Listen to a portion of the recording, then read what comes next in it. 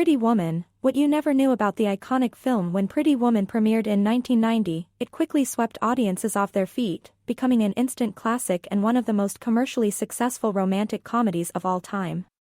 But behind the glossy surface of designer fashion, Beverly Hills glamour, and romantic fairy tale magic lies a treasure trove of secrets, behind-the-scenes drama, and surprising truths that many fans never knew. What most viewers don't realize is that the original version of Pretty Woman was nothing like the heartwarming film we know today. Titled 3000, a reference to the price Edward pays Vivian for a week, the script was much darker and grittier, depicting the brutal realities of life on the streets. The original story was a raw social commentary about class, addiction, and transactional relationships.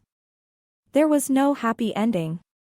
Instead, Vivian was left standing alone at the end, money in hand, with Edward driving away into the night. It was meant to be a cautionary tale, not a feel-good romance. Disney, through its adult-focused Touchstone Pictures division, stepped in and reimagined the script into a modern Cinderella story. With director Gere at the helm, the tone shifted dramatically. The characters were softened, the plot restructured, and the iconic love story was born. But even after this transformation, the movie almost didn't happen because of casting hurdles.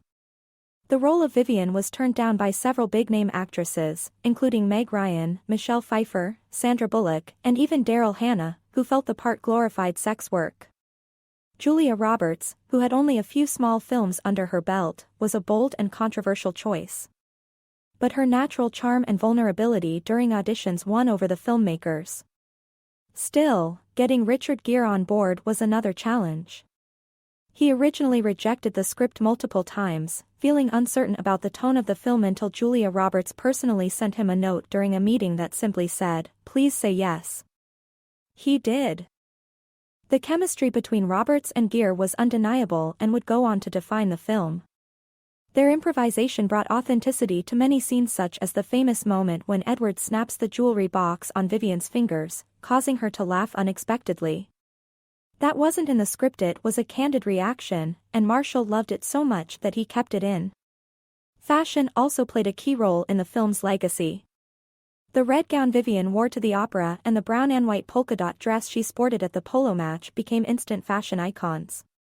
But did you know that the now famous red dress was originally supposed to be black?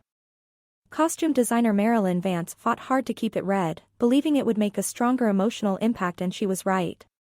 The film was a massive hit, earning over $460 million worldwide and turning Julia Roberts into America's sweetheart overnight. It also reshaped public perception of romantic comedies, setting a new standard for charm, glamour, and emotional connection. Despite its light-hearted ending, Pretty Woman sparked its share of controversy. Some critics felt the film romanticized prostitution and glossed over serious issues like gender inequality and power imbalance. Yet for many, it remains a symbol of transformation, love, and second chances, a fairy tale in high heels. Over 3 decades later, Pretty Woman still captivates hearts, proving that even in the most unexpected places, love and a good story can blossom.